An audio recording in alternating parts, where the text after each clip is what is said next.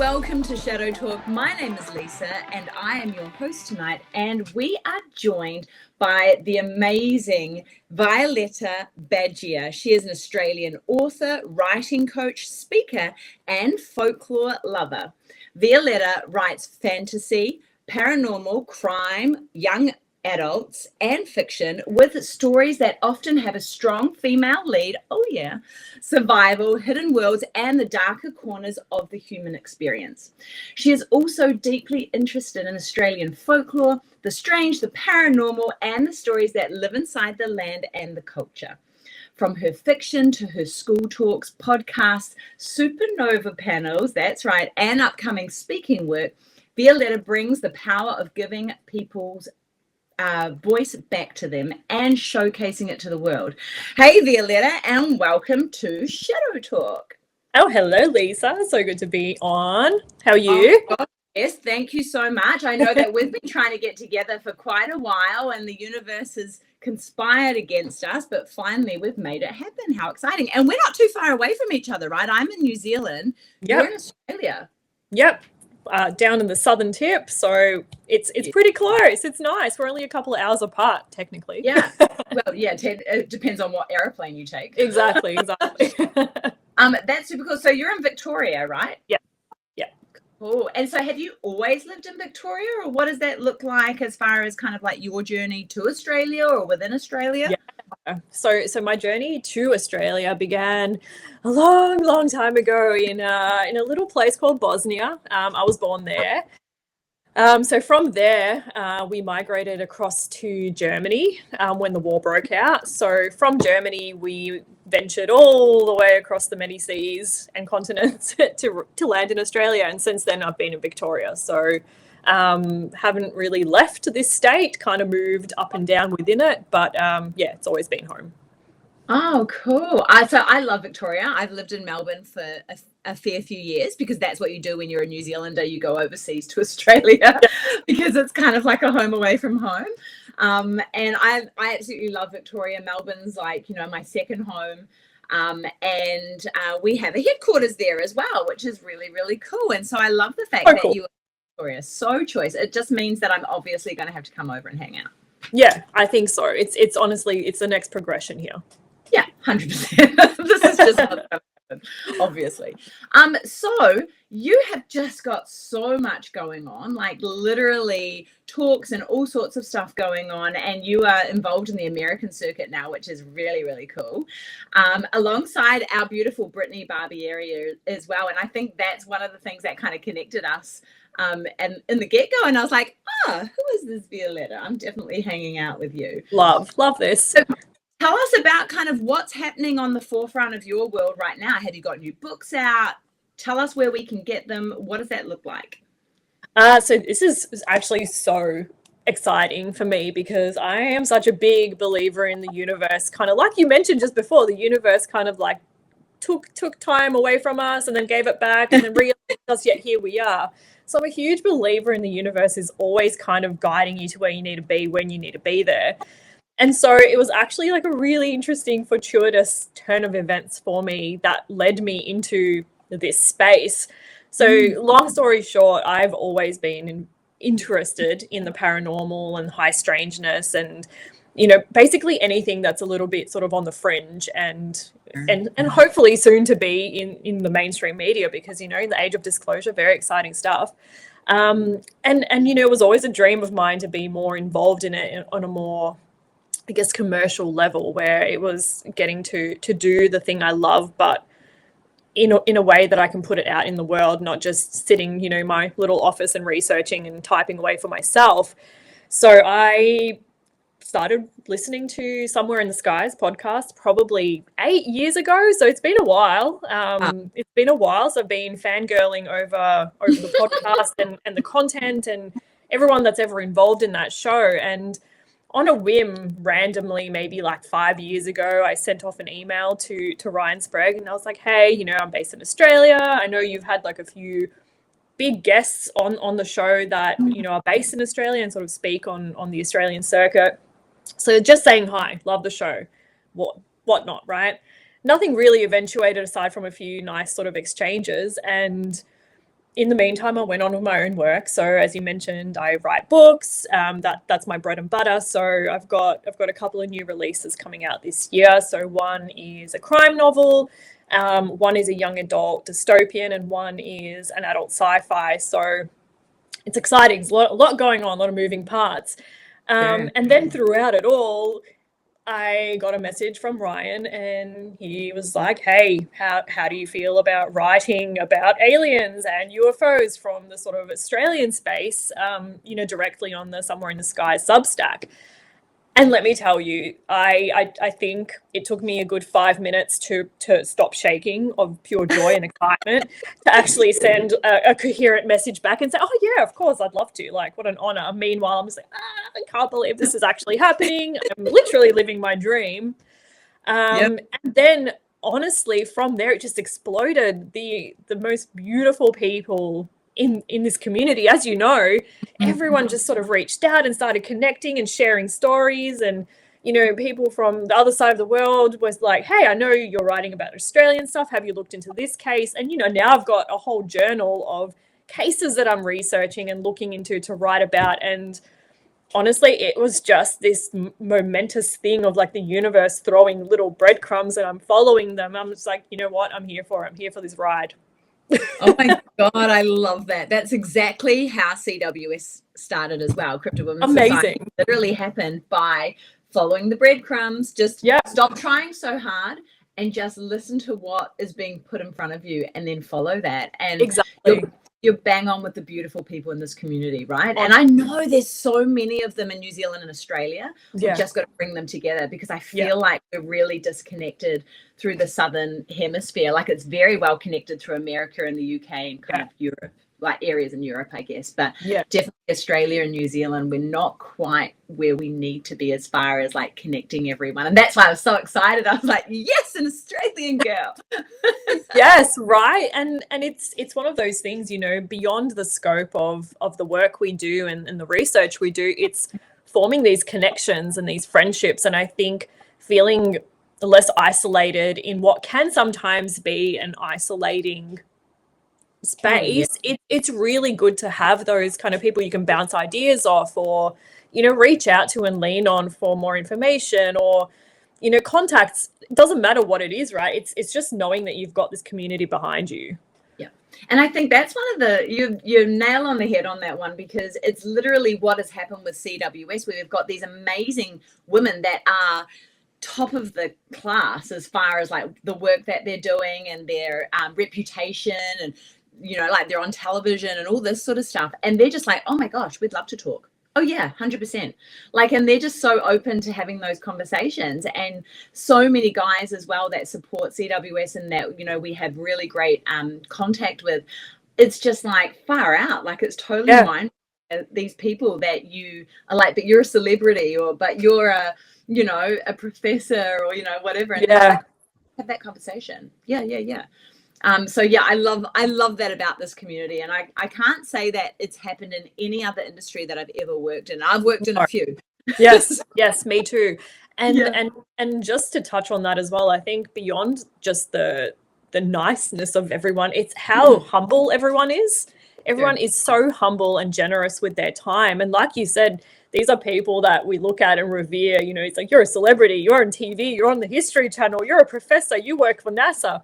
But everyone's so humble and is so happy and willing to give their time, because it is such an important topic and space that we're in, that it really does deserve more airtime, and it does deserve more respect. And having these credible people with credible sources coming up now is phenomenal. It's such a great time.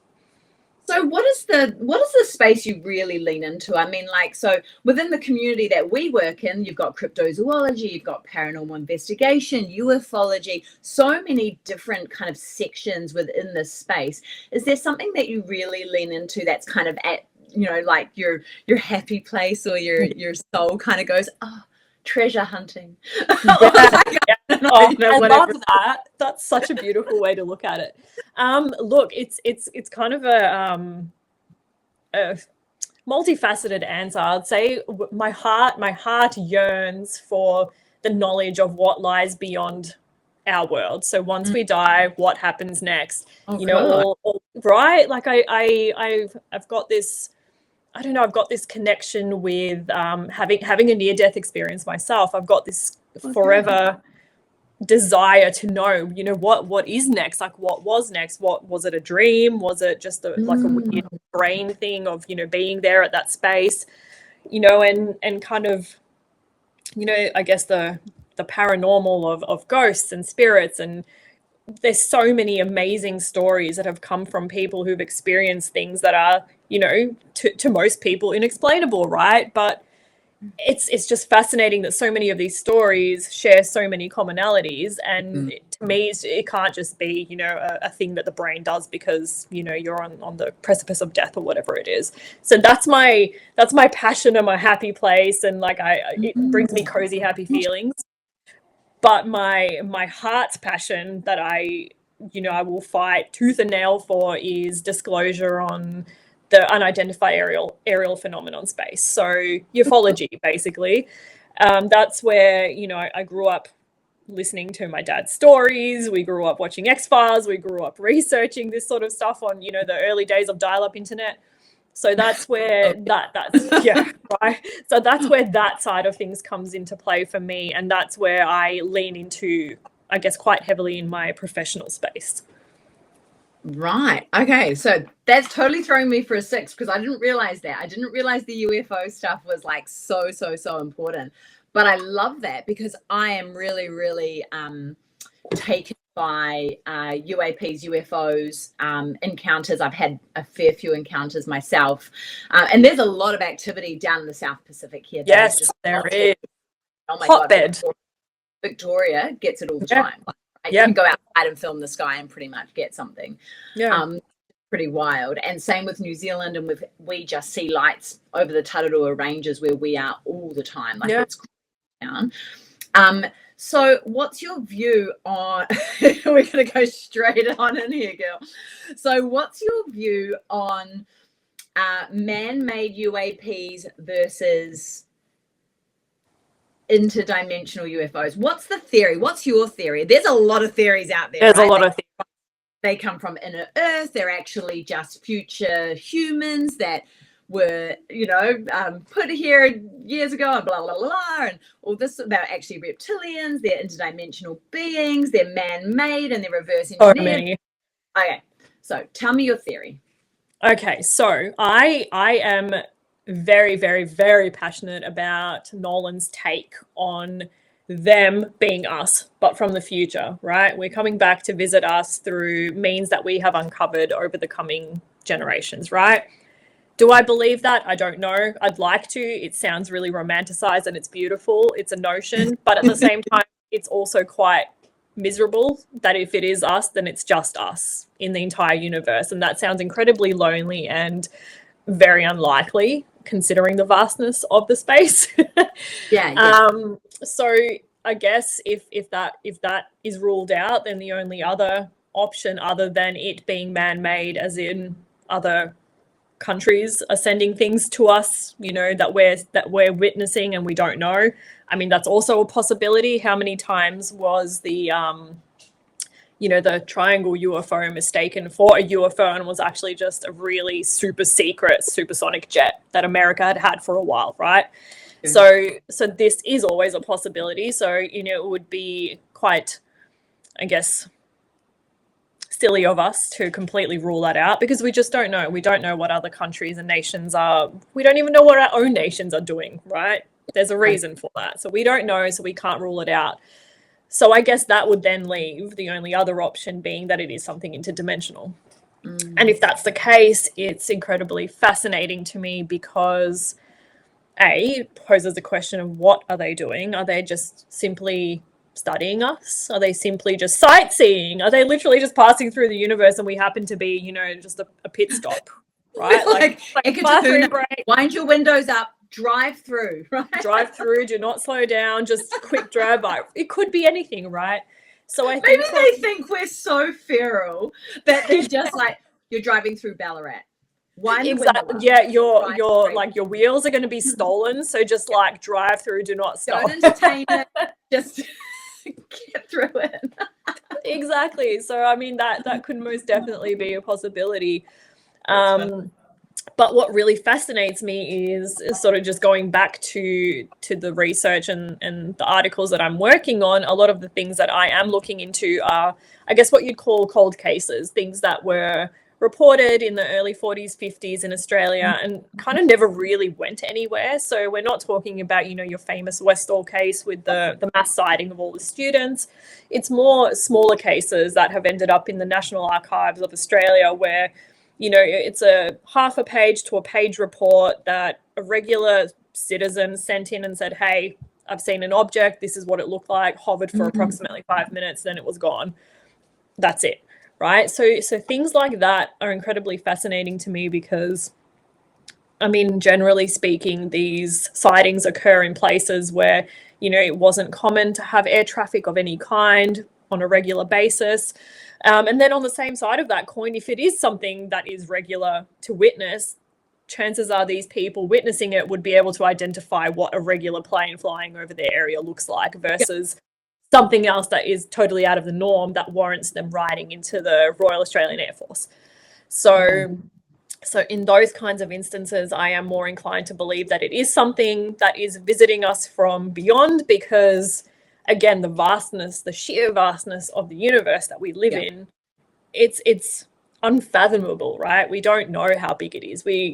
Science has yet to uncover every corner of it. And will we ever? Probably not. And that is all you have to do is look at the ocean, right? Exactly. We don't even know what's down there and things are coming up, which is then, you know, the underwater phenomenon that people have been spotting as well, right? You know, the Navy and the Air Force that have seen things coming out of the seas. So yeah, to me, I think it would be incredibly arrogant to think that it can't be something from out of space, from interdimensional beings. Is it just that? Probably not. There are definitely elements of other things involved here, but what they are remains a mystery.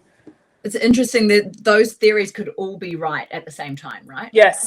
Exactly. Why are we trying to lock it down to one theory? It has to be this, when realistically speaking, it could be 3 or 4 of them quite easily all at the same time. Okay, wow. All right, we've gone on a tangent and I love it. So sorry. No, God, this is, welcome to my world, right? We're in the same world. We're literally just like living our dreams.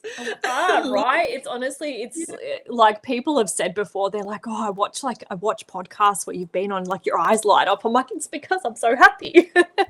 Yeah, absolutely. And it comes through the camera, right? And it comes through our voices because we just get to talk about the stuff that we absolutely love, and we get to share it and transfer that energy. And I love the I don't love the fact that you had a near-death experience. That's very, very scary and traumatizing and life-changing, but I love the fact that you've kind of had that experience and then gone, okay, what else is after this?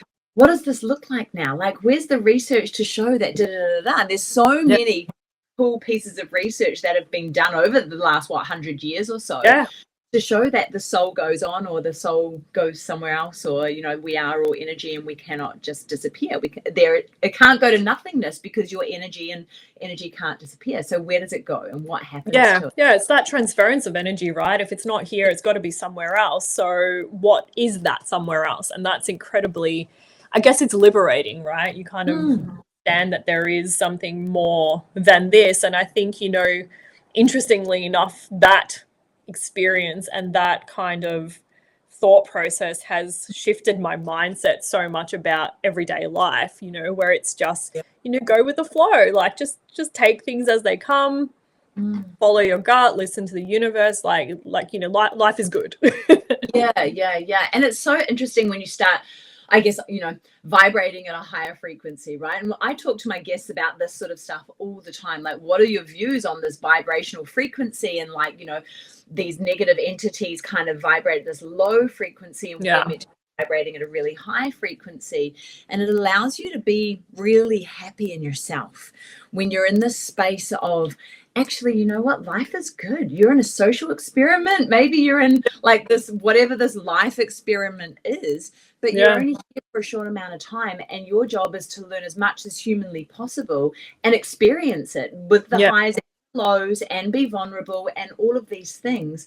But I truly believe that you're here to to understand that you're meant to be vibrating at a higher frequency and to really harness that, because then you can unlock your superpowers, right? Then you get meditation, you get like telepathy, telekinesis, all the really, really fun stuff that we should all be aiming towards. Well, I want to live. 100%. And I'm such a big believer in people who have had really dark experiences, things that have taken them to the brink.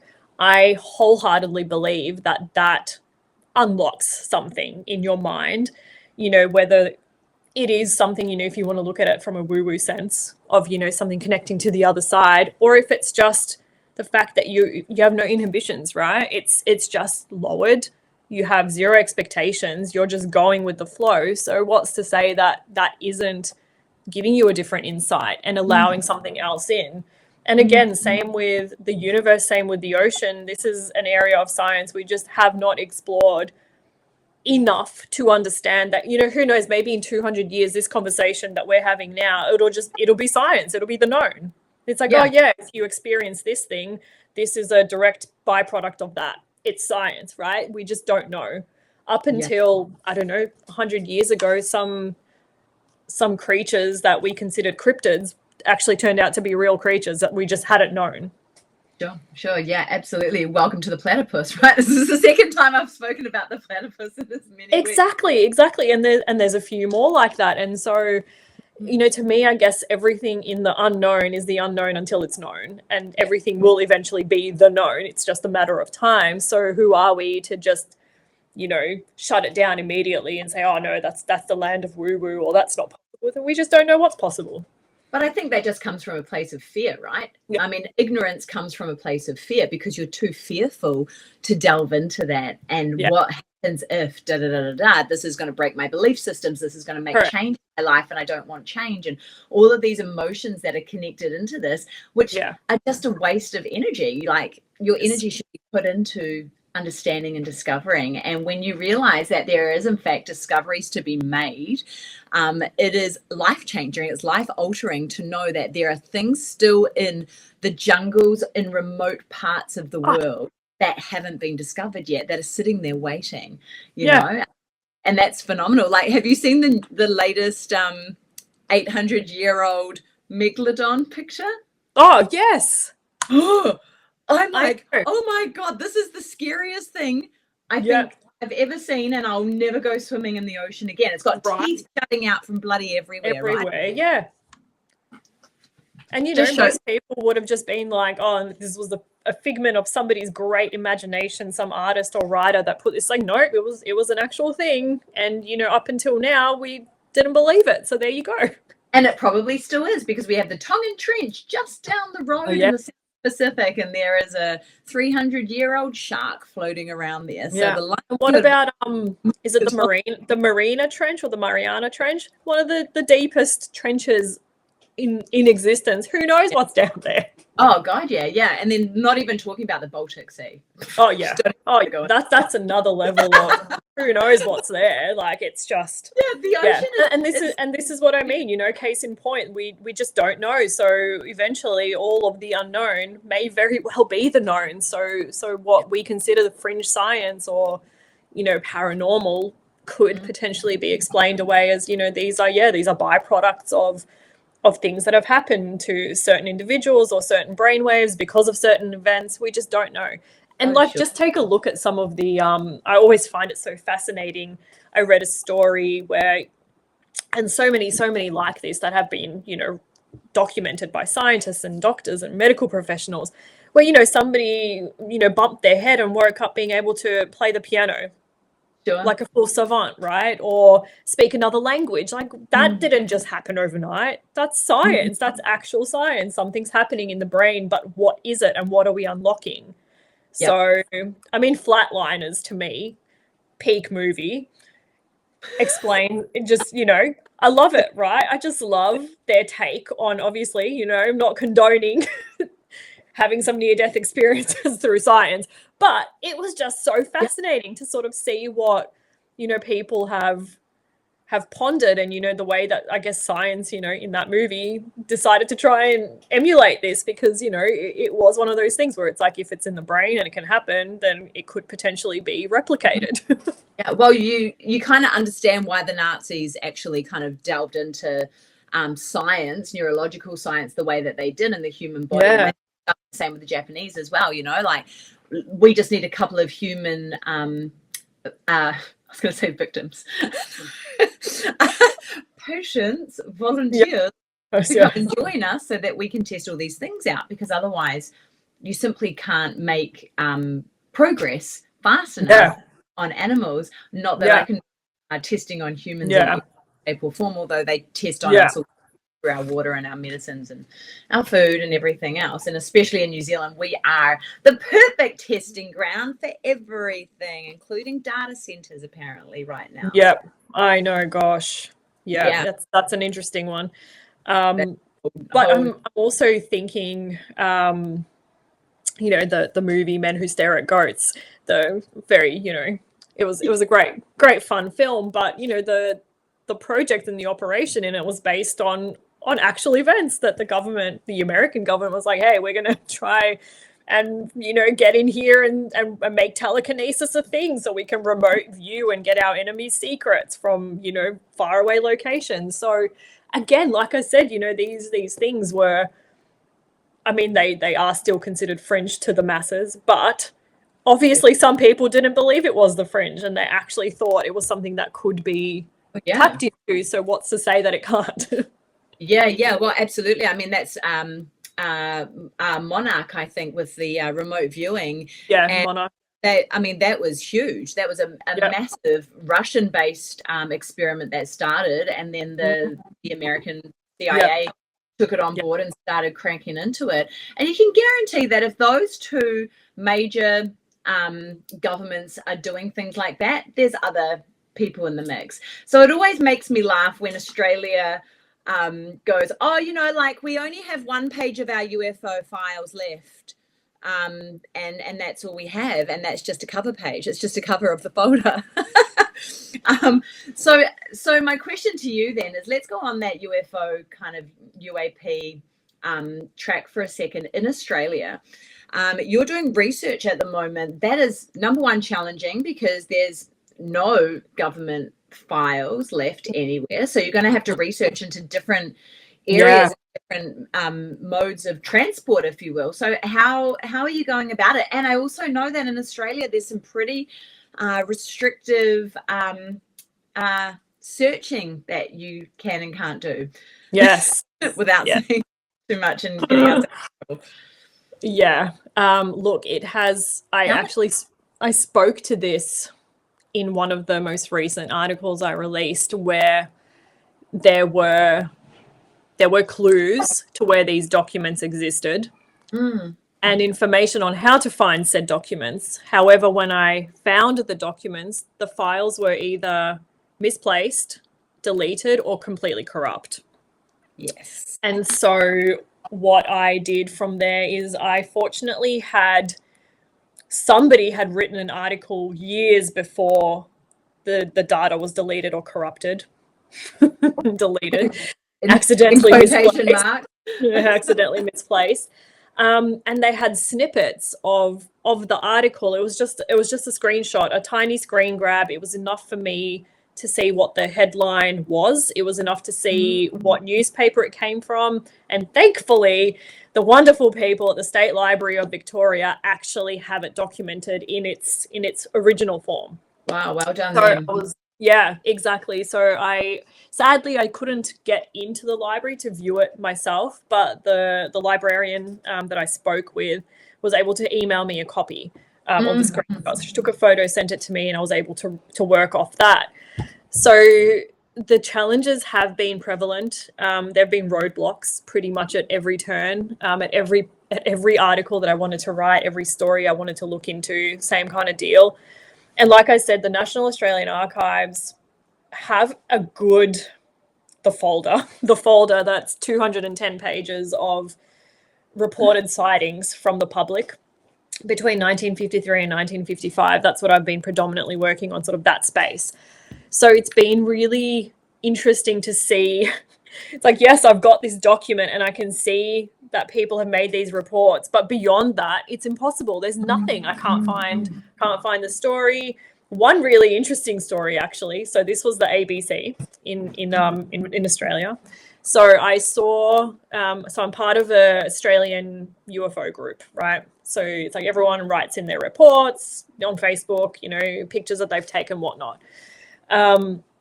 A lot of it is, you know, just the general banter, which is really nice. It's great to see. Like I said, the community is fantastic. But there was this one part that popped up where it was somebody had shared a direct post from ABC radio, from one of the smaller stations. I can't remember the name now. And it was something like, oh, this blogger wrote this story in like 2018. Take a look at it. It's really exciting. So I'm like, oh, what is this? I'll look into it.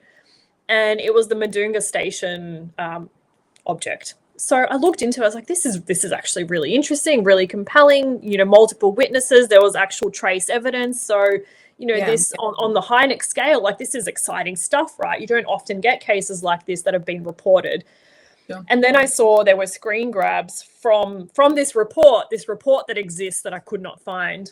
And let me tell you, Lisa, it took me 3 weeks of probably 8 to 10 hours a day of scouring different avenues until I just found it. I don't know how, but I saved it. I took screenshots. I emailed it to everyone I know so I don't ever lose the link. And so then I was like, okay, this is great. I've got this part of the puzzle. Wow. Next, I wanted to listen to the story that the ABC had done on it. So I emailed them. I was like, hey, this is it's a request for a historic story you did. I know it's in your archives. It's maybe like 6 years old. I don't know if you've still got it, but can you have a look? 2-3 days passed, no answer. I'm like, that's fine. I've got this to work on in the meantime. Plus all the book stuff that's happening in the background. I've got like edits coming out of my ears. I've got deadlines. It's wild. So I'm like, no worries.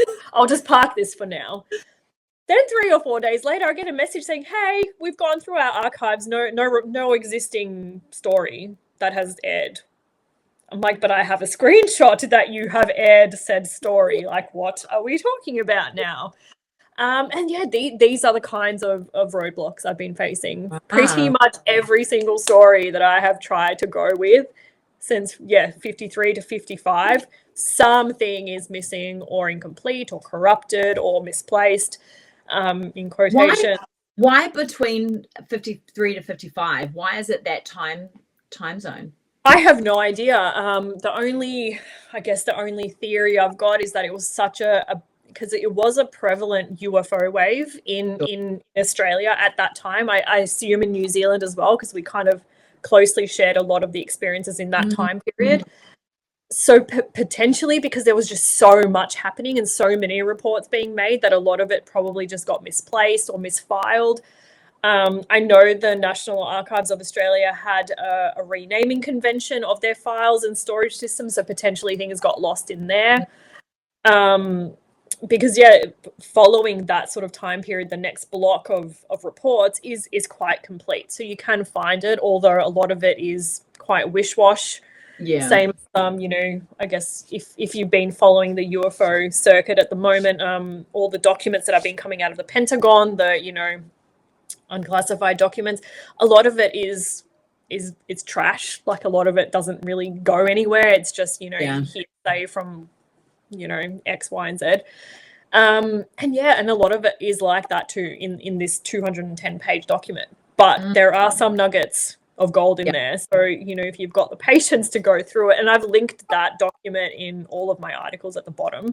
So if anybody has some spare time to go through 210 pages of this report, it is available. I have found it. So wow, that's fantastic. Yeah. And there was a huge flap there, and obviously a few years beforehand Roswell and all that sort of kind of that continuation, I guess, through that and the hysteria that followed that. What are your thoughts on, and I really want to come back, and I would really like you to think about a story that you want to share that may have kind of really tweaked your interest, or you think it's really important to share that. But what are your thoughts around that sort of that time frame, including the Roswell time frame, about technology transfer? Because there's a lot of theories around Roswell being literally a technology dump, all of that sort of stuff. Is there something to that, do you think? Yes and no. I think it's Roswell is one of those interesting ones where it's been done to death, but also the same things that have been coming out are just, regurgitated information, right? It's just spun in different ways. Nothing new has really come out in the last 20 years at all. It's kind of the same stuff, just rewritten and represented to the masses. But what is compelling is when you take it further than Roswell and look at someone like Bob Lazar. Huge name, very I was gonna say a bit of a polarizing figure, let's be completely honest. I love the guy. I'm all for, I believe in Bob, so I will die. I also believe in Bob. Yeah, exactly. I will die on this hill. But his stories are compelling. Everything he's spoken about, it's compelling. It's really interesting when you listen to him speak about the things that they've been working on. And a lot of the stuff that he does speak about, the technology that they were working on to reverse engineer, a lot of it has spanned from Roswell era, right? So it wasn't just a matter of, this thing crashed, there were some bodies, we took some stuff at the end. I think it had a flow-on effect, because what was that technology? Was it something that gave rise to potentially other downed craft that were found, and then be like, hey, this is actually similar to what we saw here? I mean, I have no doubts in my mind that something crashed in Roswell and they have the parts, right? Yeah. No doubts in my mind whatsoever, because you just need to take a look at the story that was reported and then immediately redacted the next day. It was a weather balloon. It's like, okay, sure. That's why you went straight in with, look at this amazing stuff we found. Yeah. So it's just astounding how stupid they think that people really are. But with the masses gobble it up, right? They go, oh yeah, it was. Of course. Yeah, totally. But sadly, I think that now, because of that, a UFO could quite literally land on the White House lawn and people will still be like, no, that's fake news. It never happened. It's AI. Yeah, AI, just right? like every other Bigfoot video. Yeah. If it wasn't, I was going to say, if it wasn't doctored or hoaxed, the new thing now is it's AI. So, but yeah, going back to Roswell, I think Roswell, if it wasn't the initial, I guess, driver for this is the technology we now have that we're reverse engineering, it was definitely the catalyst for potential other craft that have downed and we found. That's my thoughts on it. Yeah, I totally agree with you. Totally agree. I think it was definitely some sort of a technology transition point where we're given something, and or it's a case of well, now that we have this, we know how to and we can take whatever we need. That's fascinating. That's so interesting. So many whistleblowers coming out, and I'm very much like, what parts do you believe? Who's a plant? What does that look like? You go put your conspiracy theory. Just be like, hey.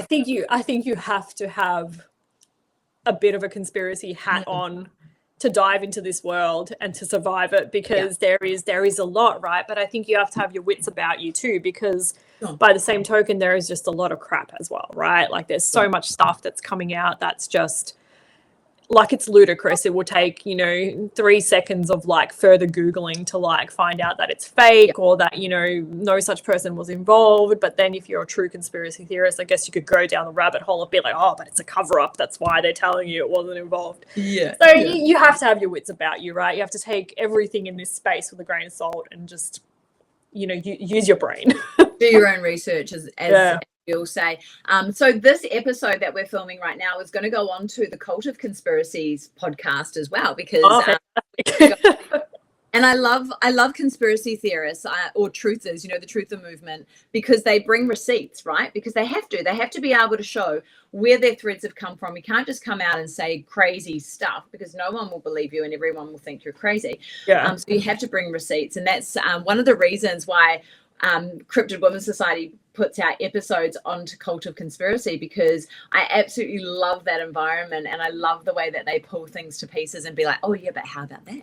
Oh yeah, but how about that? And I think having a healthy network of conspiracy theorists within this UAP UFO space, disclosure space, is so important, because they can just pull it to pieces and then give us the gold, so that you don't have to spend hours and hours through rabbit holes and trying to learn it all. So, oh wow, God, this is just riveting stuff. Good stuff. So why don't you take us to a story? Why don't you take us to something that you've researched that you've kind of just gone, holy shit balls, what the heck is this story about? It's not just your normal kind of run of the mill. It's got something in it that's made you just go, what the actual? Have you got one of those at the front of your mind? About it now? I do, and I've got notes, because it was one of the things. I guess this is the first one that I did that really kind of forced me to like slam my foot on the brakes and be like, hold on, there's a roadblock here. This isn't just it's the Madunga station that I mentioned. Yes. The notes to the Royal Australian Air Force. The ABC story that never happened, the files that were missing or corrupt. It was just fascinating. It was riveting stuff, because when I started looking into it, it was just two regular blokes working out there in the station, and one of them sees an object in the sky. So this is like sort of later in the evening, kind of coolish, going into winter weather. So, I mean, they did try to explain away, with some of the stories, they could have been atmospheric phenomenon, ball lightning, my favorite. Don't mention the swamp gas. Swamp gas, the favorite. I feel I need a T-shirt that says it's not swamp gas. And it was just fascinating, because not only, like I said, was there this witness who had seen it, he'd gone in to get his friend who came out and also witnessed it. They witnessed this object hovering above this station for several minutes, and it wasn't just a blip in the sky that flew past. You could attribute it to a comet or a shooting star, whatever, right? No Starlink in those days. So it was fascinating to me, because you had the two witnesses. There was trace evidence left behind. It wasn't just a matter of, we saw this thing, it flew away. Stuff was magnetized. The animals in the area were behaving strangely. It was two people that saw it, and they were so compelled by what they did see that the next morning, as soon as they could wake up, they wrote in to the Air Force. And it wasn't just, hey, we think we saw this thing. They drew. I've got links to it in all my articles and the actual report, but they drew diagrams of what they saw, the direction that it flew. It was two sound people. Yeah. No drinking, no drugs involved. It wasn't 2 a.m. It wasn't, terribly wet weather to say, it could have been anything. Clear night, two clear-headed men saw this object and had been able to describe the port windows on it, the color underneath the object, the shape of the object, the trajectory that it was flying in, the approximate height and distance from where they were standing and witnessing it from. And for 5 minutes, it was one of the most compelling. I'm getting chills now just because it was so compelling, and you could feel what they felt through the words on the page in the letter that they wrote. Mm-hmm. And I think so often it's easy to forget these cases because they happened, 60, 70 years ago, right? But I think, as I mentioned to a friend earlier today, who's always been a really big fan of all my work in this space, said, it's so great to see these older stories. And I said, with hand on my heart, with honesty, because I don't want these people and their stories to be forgotten, because they're just collecting dust now, forgotten in a bygone era of the UFO flap that, no one cares about anymore. But I think these stories are the cornerstone of what disclosure should be and will look like in the future, hopefully in our lifetime, because they may not be here to see it, or for us to be, to tell them that, hey, what you saw was something. It wasn't just your imagination. You're not being ridiculed anymore. Like, you can rest easy. We know this is a thing, and the governments have admitted that this is a thing. So what you saw, I want to validate you. And I think by bringing these stories to the light, it is validation for these experiences and witnesses as well. 100%. Yeah, absolutely. I love that. That is one of the most famous cases in Australia. I know it quite well as well. And their authenticity is when you actually read that story, or you read the report, or, like kind of what has happened, you're just like, far out. That is super close, like to be able to see the port windows and that sort of stuff. And we did actually an episode on the Kelly Cahill. That's another favorite. It was one of our very first ones. And her experience, and I just feel for her so much, because from what she's experienced something pretty phenomenal, and she's been absolutely ridiculed for it, and so has so many abductees, people, witnesses, people that have encountered anything, to come and step forward. You're literally putting your reputation, your life, your livelihood on the line, especially back in those days. And especially, farmers, owner of a farm, anything like that. And we talk about this quite often. The same thing goes in New Zealand as it does in Australia, and I don't know, maybe in the States as well. The moment that you start talking about anything like that, be it a Tasmanian tiger on your farm, be it giant bones, be it anything, giant footprints, but weird, you run the risk of losing your land and your livelihood. And so a lot of people, especially in New Zealand, I can speak for it, they very much just go, well, it happens, but we're not going to talk about it, because we don't need to be causing any problems or getting any attention or getting people walking over our land or coming in, or, vandalism or anything else for that matter, let alone losing their property. And so, back in, 60 odd years ago, sitting there commenting on these things and writing to the Air Force saying we had this experience, that's ballsy, man. Like, that is, you know, that's a big step. And that's what I mean, to have witnessed something that compelled you to forget all of those risks and write in, because what you saw is so phenomenal. That in itself carries so much weight to me, especially when you understand, like what you mentioned, what the repercussions are. It's not just a simple, myself or you in 2026 being like, hey, I saw this ball of light, and somebody's like, oh yeah, cool, me too. What of it? Tomorrow we go back to our day job, it's fine, right? That wasn't the case then. And, potentially for a lot of people in that industry today, it's probably still the same sort of case. One thing that I wanted to touch on, what you mentioned there, is with the Kelly Cahill. One thing that really, I guess, it broke my heart reading her stories. I watched there was a video that somebody had saved from the archives of YouTube and the depths of the internet and posted on Reddit. And it was amazing, because it was a full interview. I think it was 20 minutes of them interviewing Kelly and her sons, who were in the car at the same time. And they were showing the car and the burst tire and the dint on the bonnet after the object had, landed and made the car fall. And then the people in the comments, the ruthless ridiculing in the comments were heartbreaking.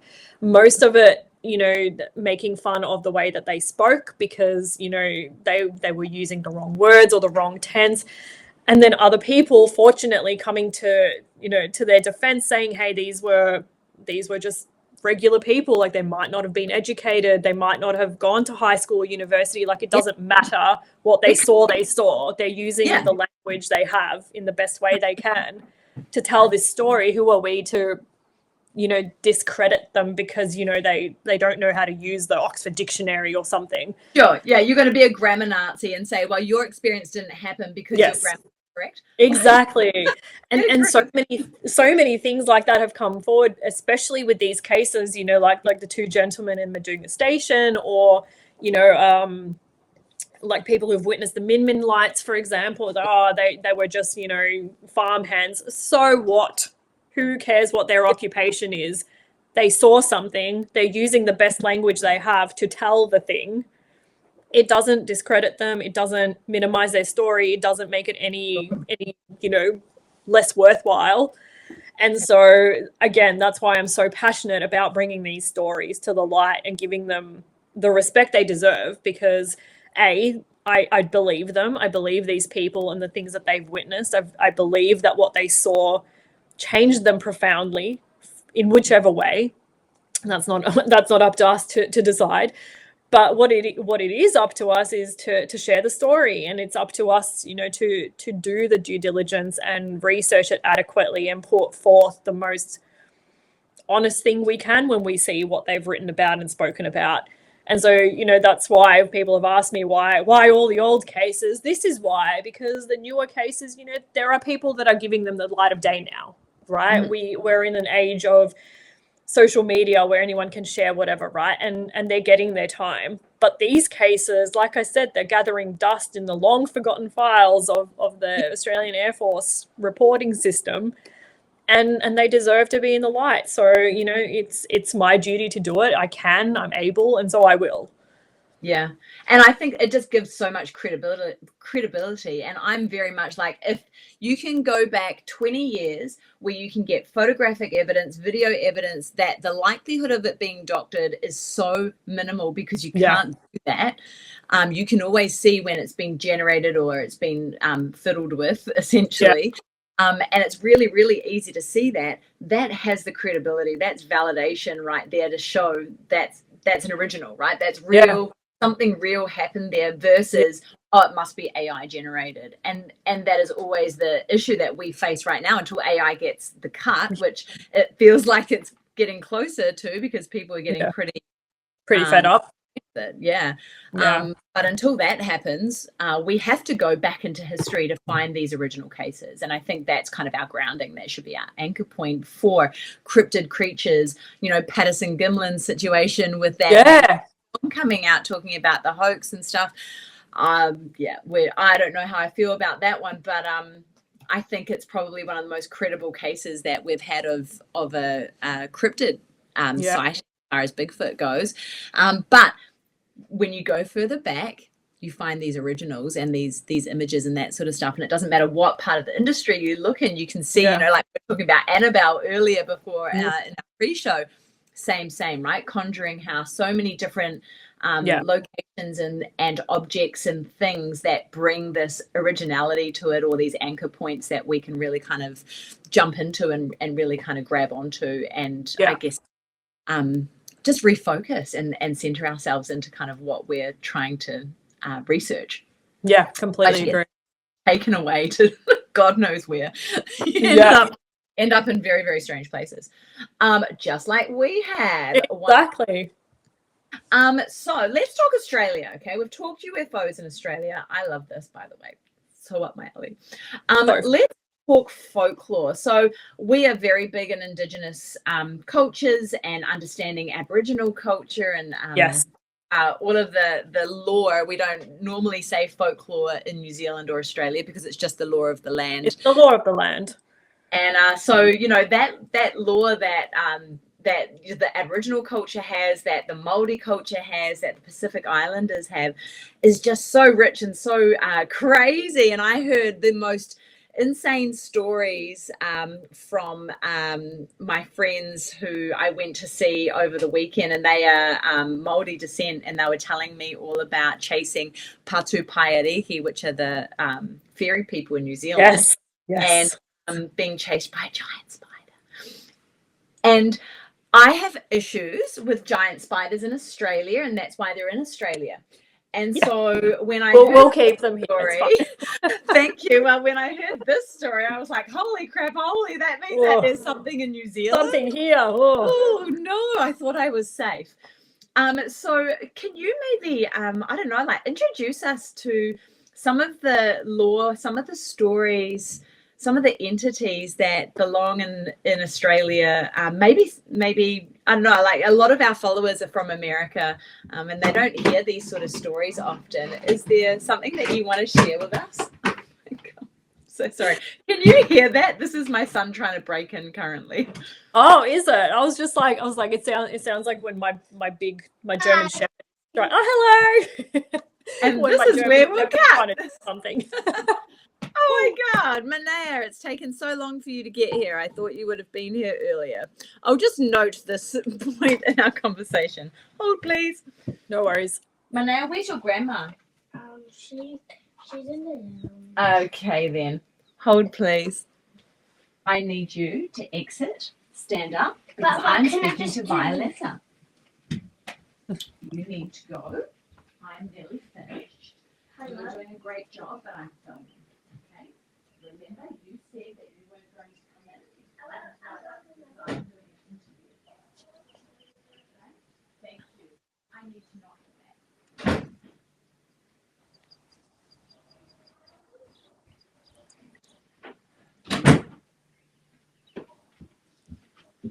Okay. Wow. It took 55 minutes. That's all right. Not bad. Not I'm bad. pretty proud of him. I'm pretty proud of him for not breaking in earlier. So he's done pretty all right.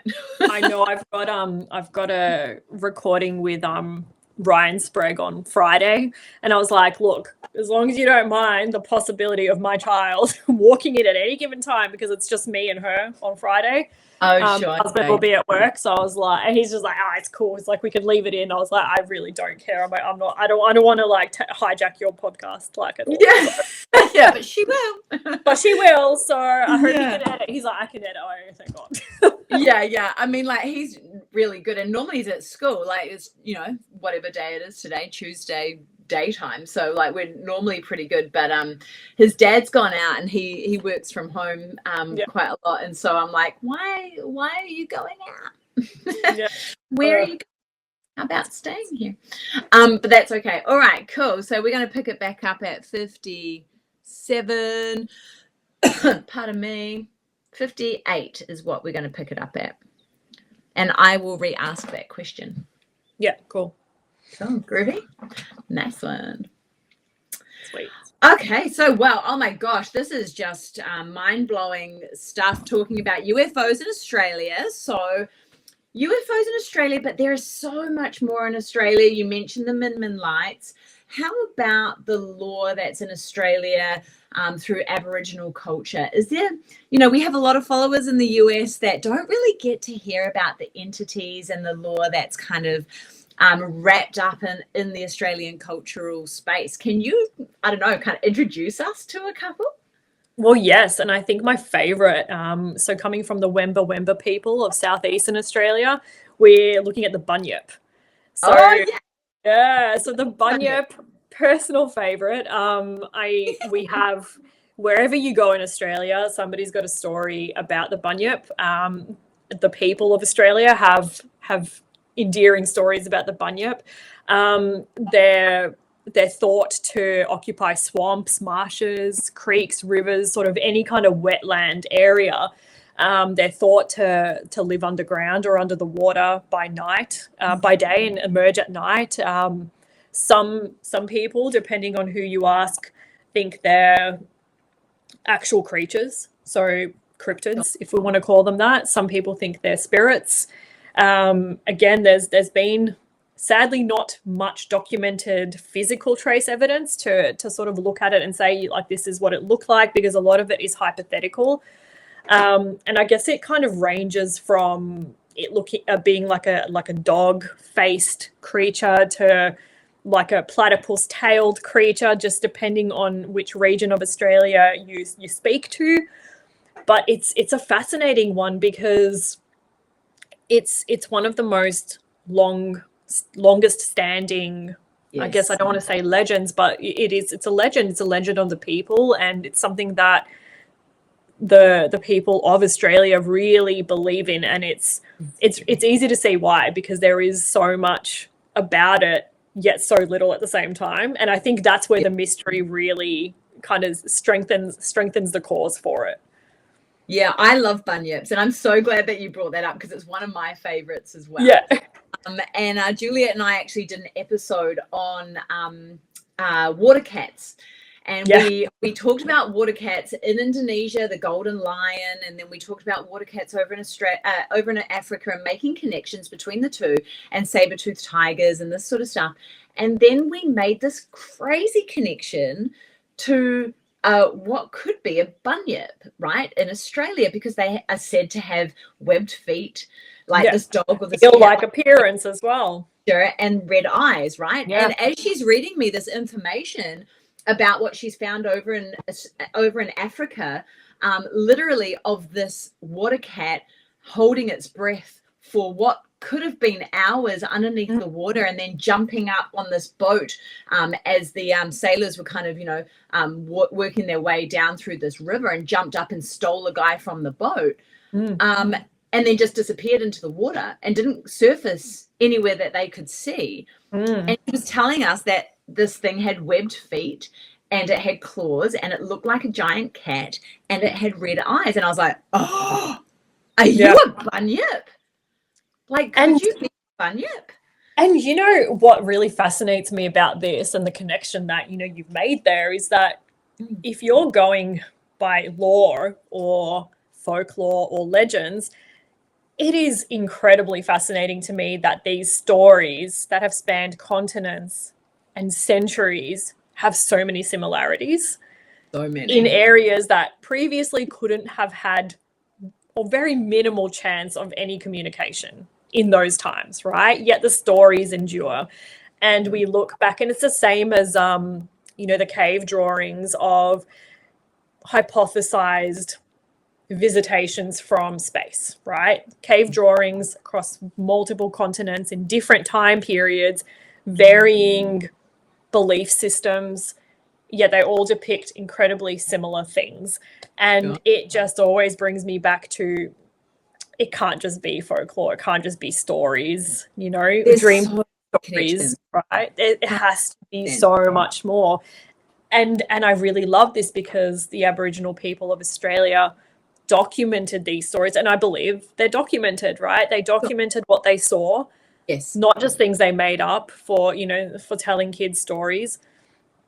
And the documentation of these stories is rich, it's vast, it's powerful, because a lot of it is so similar from region to region that it just can't be made up. Nobody shares that much of a creative collective imagination, right? Like, I refuse to believe that. Totally agree with you. And that's why I love cryptids, because the animals really share these commonalities, and you take the human element out of it, and then you follow the animal stories, and there's so many similarities. Look at the dragons, right? Stories of dragons around the world. It's not difficult to go, oh, wow, okay, you've been everywhere. Same with big cats, saber-toothed tigers, same with wolves, dog entities, all of those sort of things. Look at the Tasmanian tiger, or the thylacine, right? Tasmania is the little island at the bottom of I was going to say New Zealand, of Australia. Might as well be. We share Tasmania. No, Tassie, I'm sorry, Tasmanian people, you're amazing. We love you. And I know a fair few of them, and they're pretty awesome dudes. But you've got, Tasmanian tiger, or the thylacine, that apparently originates in this area, but then you've got all of this evidence to show that in fact they were on the mainland, if not still on the mainland. And then you go up to PNG, Papua New Guinea, where we have a research team at the moment in the jungle who are saying, oh yeah, we've had thylacine for years. Of course they're still here, and they're exactly the same as the ones that you've had in the mainland, because we had an earth bridge. Yeah. When the continents shifted, everything settled the way it is now. It's like there were things that obviously would have remained or not. Yeah, absolutely. And so, if you look through the folklore or the lore or the legends throughout the world, there's so many commonalities and common threads and similarities between these animals and these stories that the humans are saying and teaching about safety to their children, or not going out at nighttime and that sort of stuff. So I totally agree with you. I think there is truth in the creatures themselves, and then the thing that kind of wraps around the outside is those lessons, or are those lessons that their children should learn and that the people should learn. Don't go down to the billabong at night time. You'll get eaten by something, especially in Australia. Like the giant spiders will drop out of the trees and take you and steal you when you're sitting around the fire. Yeah, so it's like the stories and the lessons may evolve over time, right? But the crux of it and where it originated, that has not changed since its inception. That's the important thing to note. And then I just take a look at, like the Yowie, right? Sure. It's like that's our commonly likened to, I guess Bigfoot or Yeti or the hairy man or the dog man even. I know there's been some similarities in that space too. But, the throwing of sticks or stones or the cries in the nighttime, the type of structures that they build to hide in the woods from people, the stench that they emit, it's all the same. It's completely the same, the same, right? And this, again, it's continents apart, time apart. Sure. And do you know one of the connections that we made? I love that you've brought that up because Yowie's a Bigfoot thing, right? New Zealand has its own version of a Bigfoot. We call it Moiho, and there's like a million different names. But one of the connections that we made a really long time ago was that the Yowie in Australia, being like lots of different subspecies and different kind of, I guess, types or breeds, versions of it, breeds, that the Yowie has this kind of mane that goes down its back, right? Which has been seen numerous times. Yeah. Do you want to guess where the other Bigfoot in quotation marks has a mane? What country? It would have to be New Zealand. It's not! It's not? What country? What country? You're talking about like miles away that have these amazing threads. What country? Guess. America. No. China. The Yeren. No. Really? Yeah. Yeren. The Yeren has this giant mane down its back as well. And we were just like, oh my God, what? Crazy connection, right? So many reported sightings that say, we've got these manes down our back. It's just mental. That's wild. It's wild because, again, it's the same sort of stories would have endured from the beginning of time, really. And the location on Earth can these creatures, these animals, these entities, these humanoid things get from China to Australia and have these similarities. Yeah. It does my head in. And yet alone New Zealand, that's mammal free. Yes, that's incredibly fascinating. Actually, that was one of the most sort of compelling things that somebody had brought up, and I think when you did your live broadcast not long ago, it was the same sort of thing, which really it blew my mind because there were some aspects that it had been brought to my attention before that people had sort of discussed whether it was like a mammal, so a cryptid, or if it was more along the paranormal side with telekinetic abilities and whatnot, which it's such an interesting thought process because, again, it's like how have these connections been made across continents, across time, if not that something supernatural is happening here and that it's not merely a mammal. Yeah, I don't know. So interesting. And if it is merely a mammal, how the hell did it get to New Zealand? And how is it still undiscovered? Exactly. And how has it lasted? It just, and New Zealand is vast. Like there's a lot of bush to hide in. Yeah. But still, it's not that vast. Like you've got to be able to find something. Absolutely. And also, like how many were there? Like if you do the numbers on mating pairs and having a thriving population, how many were there to begin with? It's not like you can start with a small and then end up here. You still have to have the right amount of breeding pairs to actually make a thriving population, right? Yeah. Do they just live for 1,000 years? Like, was there 5 of them and they all have a 20,000 year lifespan? Or are they just dropped down to Earth like Predator is? Well, they have been seen flying UFOs, so maybe there's a connection there. So maybe they just hey, old mate Bob's, expired. We've got to send another replacement. So, okay, it's your turn, Terry. Yeah, 100%. Like maybe they come in the Min lights. Who knows? Who knows? Who knows? Yeah. Things So to be. fascinating. So, okay, so that brings me to my next point. Feel free to ask me a question. No, don't. No, don't. You just keep answering. Great. So I know that you've done some work with the Wajinda artwork and the rock work and that sort of stuff. So I know you mentioned before, bringing you back a little bit to the rock art and the stories that span across Australia. And there are hundreds of sites across Australia that have amazing pieces that are thousands of years old.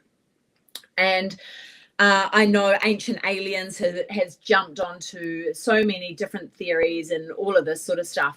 At the same time, I'm incredibly respectful as to the Wajinda people believing that these are their ancestors. Absolutely. Yes. There are a lot of theories in that space and around the world, the Yucatan Peninsula and all of that sort of stuff as well, in regards to, are these light beings that have come from the stars down here, and then we've created this artwork. Can you tell us a little bit about kind of your work with the Wajinda people and with the Wajinda artwork and that sort of stuff, and just give us a bit of like kind of reality, I guess. Understanding and reality. Look, for me, it's always a romantic idea because I'm a big fan of Eric von Däniken, the late Eric von Däniken. I've got a book of his up there, Chariots of the Gods, and Love you, the Eric. Us. Yeah, right. Like he was, I guess, a pioneer in that space, but at the same time, we do want to be mindful and respectful of the people of this nation and the stories that they grew up believing and telling and their ancestors. Sure. Having said that, though, it is interesting to note that so many, again, similarities from Australia to New Zealand to the Yucatan, that there are so many similar drawings and illustrations depicting almost the same flying beings or beings, witnessing something coming down from the sky, to merely say this was just imagination of somebody. Yes. Potentially, yes, they were ancestors, but were they ancestors from outer space? We don't know. And I'm obviously going to be really careful treading here because I don't want to offend anyone.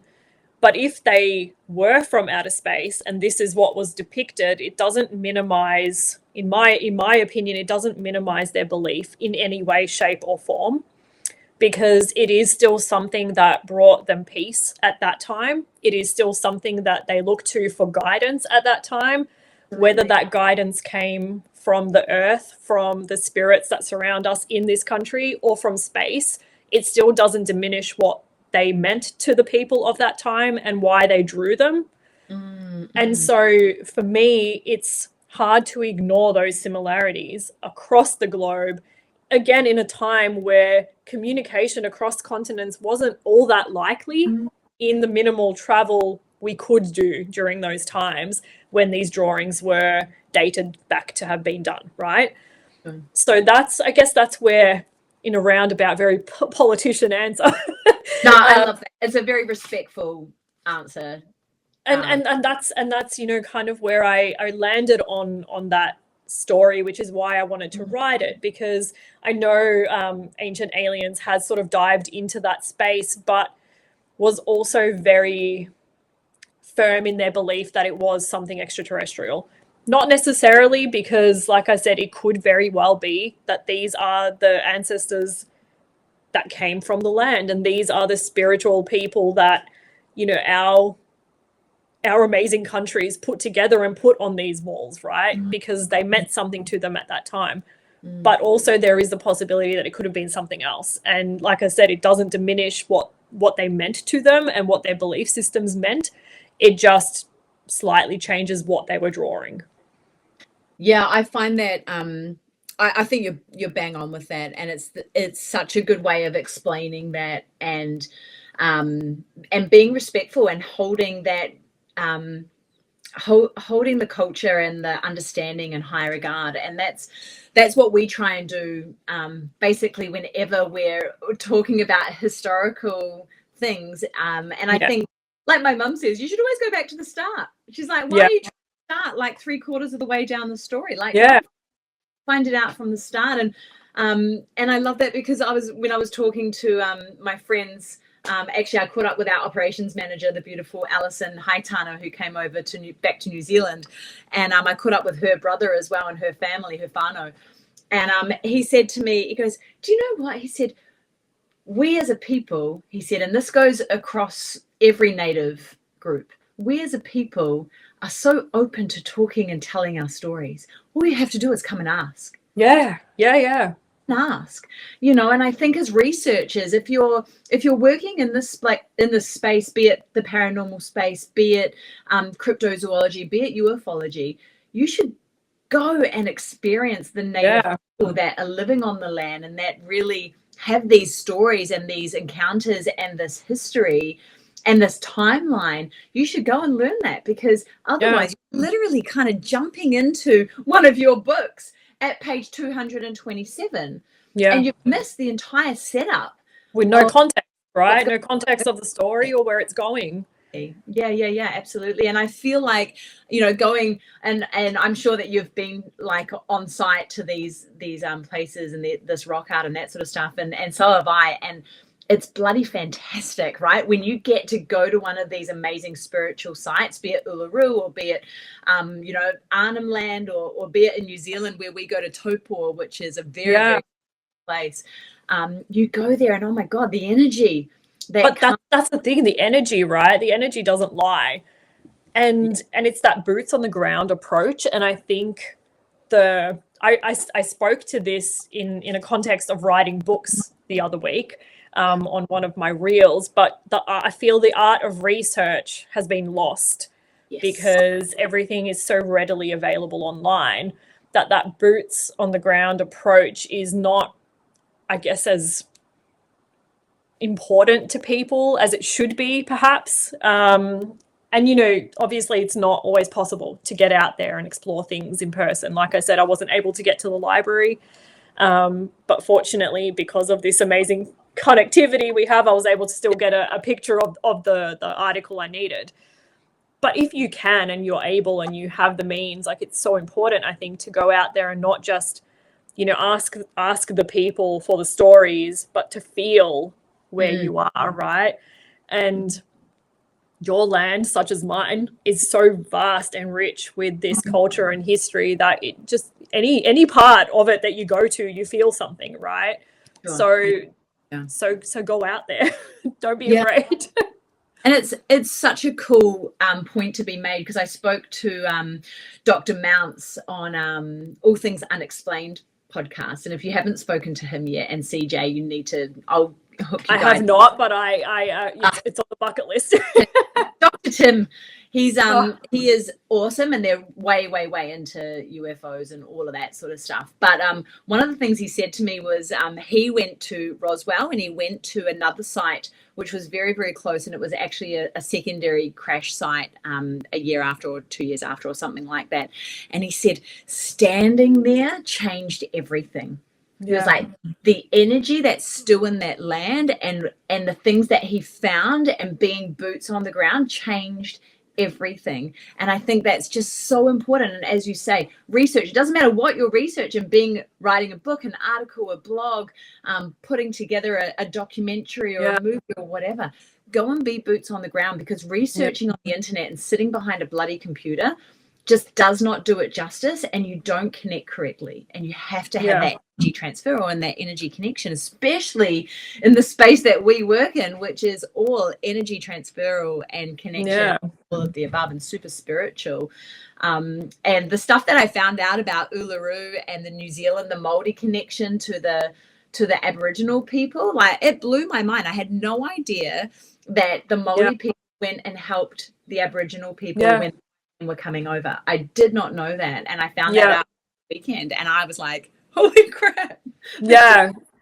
I remember at my previous workplace, we were arranging, so we had moved into a new office. So I wanted to do a proper welcome to country with just who we had. It was the Wurundjeri people. So we had to reach out to Wurundjeri people and have them come to the office. And just standing on the rooftop before any of it even started, like while the people downstairs were getting, logging off and whatnot, we were just chit-chatting upstairs, and I just learned so much about the land that we were on. It was so interesting. I was like, do we have to do this yet? Like, give them another hour, because I'm not ready yet. Like, this was just amazing. And you know what? And it was just so great because it really felt like, I felt like a kid again, hearing the most amazing stories from a space of pure awe and pure belief. Yeah. And I think that's something you can't, I'm a storyteller. This is what I live for, right? I live to tell stories and put them into the world. And so hearing a story come to me was like being on the other side of that process. And I was like, this is amazing. I'm like, tell me more. Right? Like, it was just... We've literally been through exactly the same thing, because that was my weekend, learning about source water, learning about giants and giant lice and relics that we have in our eyes. I was like, oh, giant cootie. That's so gross. But I also want to know where that is. Talking about relics that open spiritual portals, talking about dolmens and how they work. Oh my God, I just walked away going, mind blowing. I need to go and sit down and process. And it's phenomenal, the amount of knowledge that some people hold, especially Native people. And we should be delving into that any chance that we get, because it's so worthwhile. Oh my God, you are amazing. I need to ask you a question about right point coaching. Sure, right? ask me. Need you, we need to step out of our supernatural space for a second and come back to business. Because this is really important.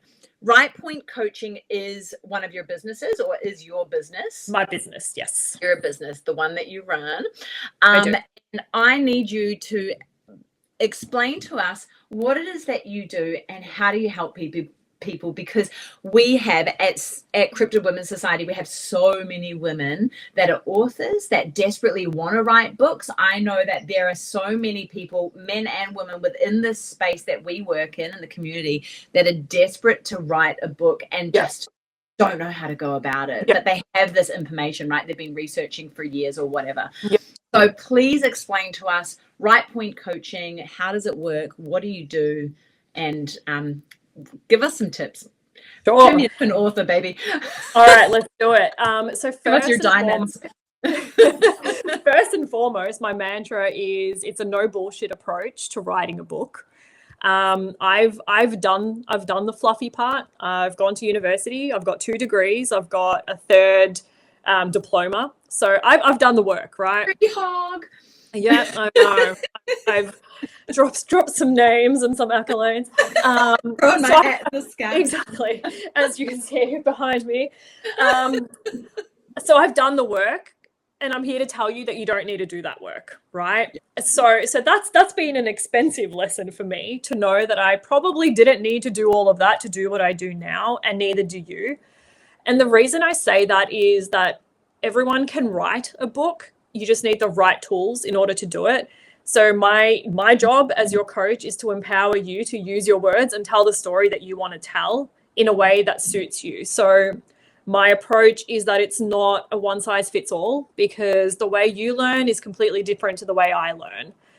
And so I'll never just have a document that says, well, this is how you structure Act 1. This is how you structure Act 2. That might mean nothing to you, right? You might be like, I don't know what the hell Act 1 is. Like, I don't care. I don't know. I just want to write the book, right? If that's how I find out you work, fantastic. Let's work with that. And I think it empowers people so much more than they even realize, because so often I've found that if you pick up any book on writing, or, how to write a novel, it's going to have basically the same advice. You need to do this, then you need to do that, then you need to outline this. Not everyone works in such a linear, concise way, right? Sometimes And I'm the same, right? If I have an idea, I just write while it feels good, and when I get stuck, it's okay, it's time to plot now. That's when I go back to the start. It's like, okay, what is the actual point of this book? Who are the characters? What is their backstory? Where have they been and where are they going? And then I can unpack it, right? But that's how I work. You might not work that way. You might need me to give you a literal breakdown, dot by dot, in every single part of the story. And I can do that. So because I've done all of that work, I can understand what is actually fundamentally important to writing a complete book, so we can avoid all the fluffy bits. Far out. So basically you're just stripping it all away and doing things that work with me. Yeah, exactly. It's a personal, tailored approach, because one thing I've learned, and I've had clients who are autistic, so they're not gonna sit there and be like, oh, I'm gonna read this book. They don't have time for that. They don't want to. They don't care. They want to know, how can I write my book in my way? Yeah. And I can show them how to do that. I've had clients who are neurodivergent. And they're like, no, I can't sit through this for an hour with you. I just can't do it. I'm like, yep, that's cool. Let's go grab a coffee, bring a notebook, a laptop. We'll eat burgers. I'll help you. Doesn't matter. It's tailored to you, your learning style, and what story you're trying to tell. Because as much as we want to say, oh, just write what you want to write, sadly, there are genre conventions we have to adhere to. If, you're writing in crime, there are certain rules you have to follow. If you're writing in epic fantasy, there are rules you follow. They're not interchangeable. Therefore, my advice is not just going to be a straightforward, here's a piece of paper, do it. Right. So, I mean, I know nothing about the writing industry. Juliet was the writer, and she's bloody buggered off now, so I can't ask her those questions. And she would always read the books and then, tell me everything, because I just like to write. I like to wait for the movie to come out, and I'm like, okay, cool, that's fine. I'll just typo on the movie will come out, and then I'll learn it. Yeah. And so I do know that there's very strict rules and boundaries, and it's the same with acting. If you're on stage, totally different to being on camera. Those things aren't interchangeable. So then my next question is, okay, I want to write a book. It's going to be in my style. I'm not just going to get how to write my style on Amazon. I'm actually going to come and see you. Do you take me through the process of then self-publishing or getting a publishing contract, or like, what does that look like? Because a lot of people get to the point where they've gone, okay, I've written this manuscript. What now? What the hell do I do with it now? Yeah. So this is another part that, really excites me, because I've done the hard work also of being. Sure. Well, you're a published author. Well, yeah. So I've done the work of being traditionally published and self-published, right? Oh. So I've explored, and I'm still currently actively involved in both spheres. Yeah. And I think it's such a good place to be for me personally, but also as a coach, because I can show you both avenues, and obviously the work that you're going to do for both is going to differ drastically. So if you're writing to be traditionally published, there are certain conventions you must adhere to. It's as simple as that. Can't argue it. It is what it is. That's the industry. Again, no bullshit approach to publishing and writing. I'm not here to make it fluffy. I'm not here to make you comfortable. I'm here to make you think. Yeah. So if that is your goal, then we work to your conventions, to your style, to the genre. And then what we do is we sit down and we research which publishers are accepting unsolicited manuscripts. We sit down and research which agent is accepting manuscripts right now, if you prefer to have an agent. If you're on the other side and you're like, no, I don't want any of that, I want to self-publish, I'm going totally rogue here, fantastic. There are still conventions you need to follow, right? How are you going to find a distribution channel? Which bookstores do you want your books in? I have contacts in several indie bookstores that are happy to take on consignment. Libraries, let's get you in there, right? So it really depends on what stream you want to go down. And again, I've done both. I've done the hard work, so you don't have to. Yeah. So again, no bullshit approach. I can guide you where you need to go. That's friggin' awesome. Oh my gosh, such a gap in the market there, because just like, and it's very, very interesting because the amount of women that we have in Cryptid Women's Society sit there and go, okay, cool. So I've done this, or I've published something, or I've got a degree. Now, how do I use that? Or how do I get on stage? Or what do I do here? Or how do I get into television or whatever else? And it's that next step. You've got to find someone to take you through to that next step. You don't want to have to reinvent the wheel, my God, and spend years trying to figure it out, right? And you've kind of broached that. You've kind of like put a little bridge, or a few bridges, in fact, in there. So you're a published author, which is friggin' amazing, self-publishing and conventional publishing, but you've also done podcasts, school talks, and now events. How do you find live events kind of, do you get stage fright? How does that go with you? Look, also tends to be a kind of a difference in there, right? Yeah. So much difference. Look, in the beginning, it was like pulling teeth. It was terrifying, and I would profusely sweat and could not find a deodorant that was strong enough. Like, just seriously, it was the worst. But I put myself in the position of saying yes to as many live events as humanly possible because I wanted to tackle that fear head on. So part of that was I ran and facilitated at Bunjil Place, my local library. I facilitated like a little writing course. It was once a month, and then I did sort of specific sessions once a quarter as well. And all of this was sort of setting in stone the fact that, you know, this is a space that I want to be in. I wanted to establish myself as an authority on the matter, and having stage fright and being too scared to get up there just wasn't going to cut it. No. So that's why I got out there and started doing as many as I could, including Supernova. Had to get out there and do it because, you know, it was my first sort of real post being published live event, and it was wild because there were, you know, I had my parents and my sister and, you know, her partner there, and, you know, my husband, and it was just great. But then there were so many people that I didn't know, people who had just picked up the brochure and said, hey, this sounds interesting, I'm going to go. And that, I think, was a real turning point for me to say, like, hey, actually, like, you can have confidence now. You're allowed to feel like you know what you're doing. Imposter syndrome 101, right? Big time. Of, I don't belong here. I don't know enough. Why would somebody come to see me? Why would they care about what I've got to say? It still hits occasionally. And I don't think it ever really goes away, but it's really nice kind of getting the feedback after an event, or just an email saying, hey, like I was really struggling, but just like your little reels that you post every day, like really inspired me, and I've written, you know, 1,000 words today. Like that's my heart is happy every time I get little comms like that. So I'm doing something right. Definitely doing something. That's I love that, because I love being on stage, right? So being on stage for me is just kind of what I've grown up doing. I've always been an actor, and so I'm super flamboyant and that sort of stuff. And so being on camera, I have to like rein it right back in, and I'm like, oh God, my eyebrows are doing weird things on camera and all this sort of stuff.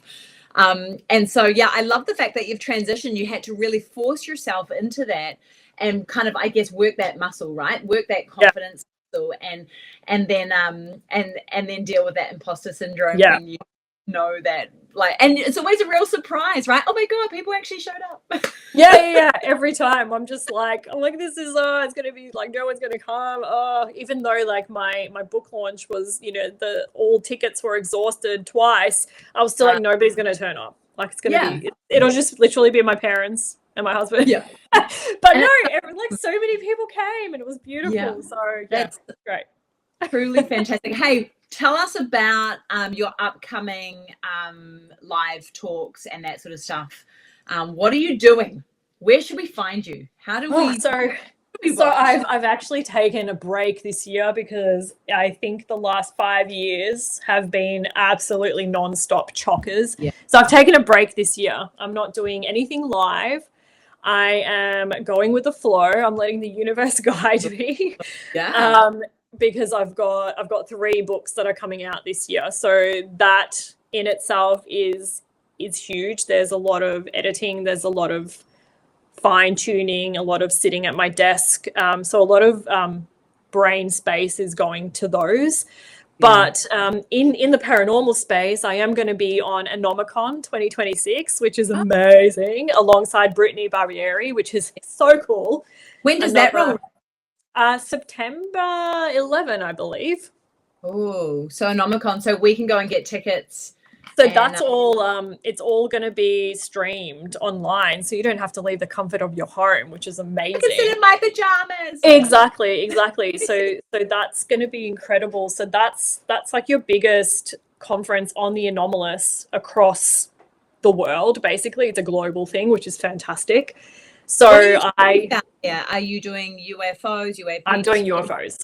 I'm doing Australian UFOs. So some of the cases we've touched on today, just because, like I said, I really feel all the way to my core that they deserve the light of day to bring them out of that sort of cobweb state of nothing, right? It's like, let's bring them out of stasis. Let's give them some light. So that will be my next big event. And then at some stage I will be planning the book launch for my crime novel, which comes out, if all things go well, it should be coming out later this year. If not, it'll be early 2027, but stay tuned. Oh, how exciting. And 3 books on 3 different genres. Like, you are mental.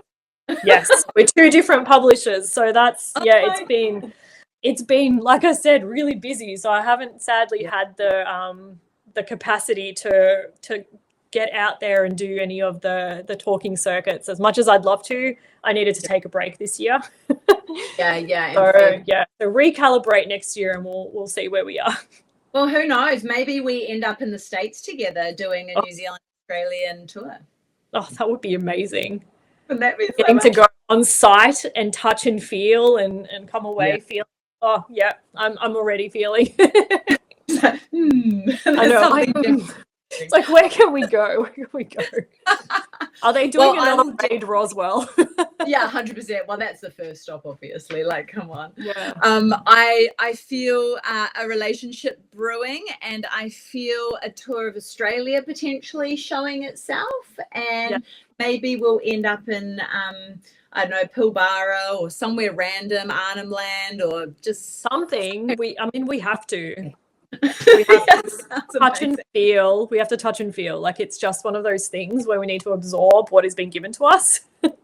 And my last question is, when are your books being made into movies? Because that's my biggest issue. Right? Tell me where I can watch it. My goodness, wouldn't that just be the dream? Look, I'm really big on manifesting and putting the good vibes into the universe. So let's hope somebody out there picks something up. Okay, somebody watching this YouTube or Patreon or Culture Conspiracy, let's make some movies. Somebody has a production company. So Lisa can watch it. So that I can watch Read. Yeah. I need help. I need help.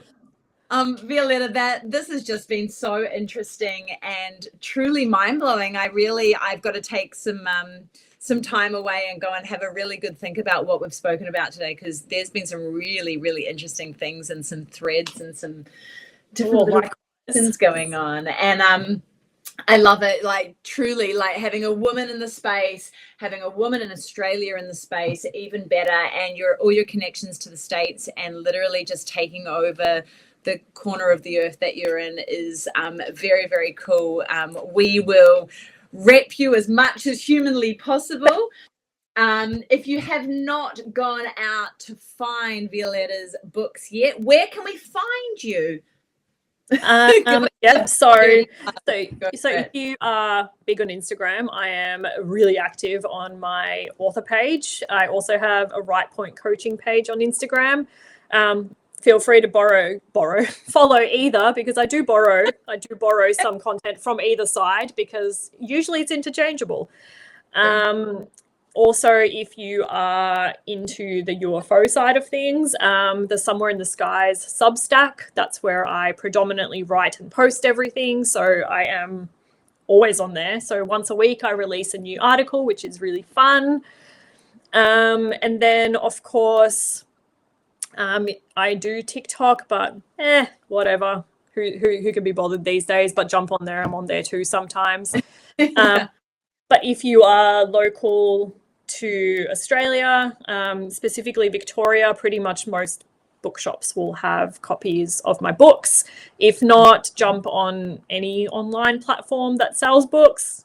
I'm pretty sure they're all on there too. So Fabulous. That's awesome. And obviously you can go to Anomicon and go and get yourself a ticket. You can go and see Brittany Barbieri. You can come and see Violeta as well. And I'm sure there's just a plethora of different amazing speakers. There are physicists, there are doctors. It's wild. Like, I'm still pinch me. Like, why am I going to be featured on here? This is incredible. So I still imposter syndrome, but it's great.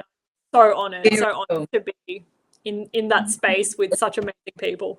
Yeah. Well, I might just have to tax myself off a ticket. Yeah. Myself off a ticket. If you are still with us, thank you so very much for watching and hanging out. We love you all. Everyone that's over on Patreon as a part of our Cryptid Women's Society membership, thank you for watching. You are phenomenal. If you are watching this on YouTube, please make sure you subscribe, like, share, do all of the above. Jump on over to Instagram. Love this page below. Share it, love it, like it, do all of the good stuff. And make sure you are sticking around for our next episode, which will be dropping at about the same time next week. I can't tell you who it is right now. In fact, I'm not going to tell you who it is. You'll just have to wait and see. How exciting. It's because I don't know. But we will find out soon. Everyone listening on Cult of Conspiracy, we love you all. Thank you so much for joining us. Violeta, you are amazing. Thank you so much for your time today. I know you have an incredibly busy schedule and we appreciate it so much. And stick around. Don't go anywhere. I'm going to push stop recording now. And we love you all here. Thank you so much for joining us. See you later, everyone. Ta-ta. Bye. End recording.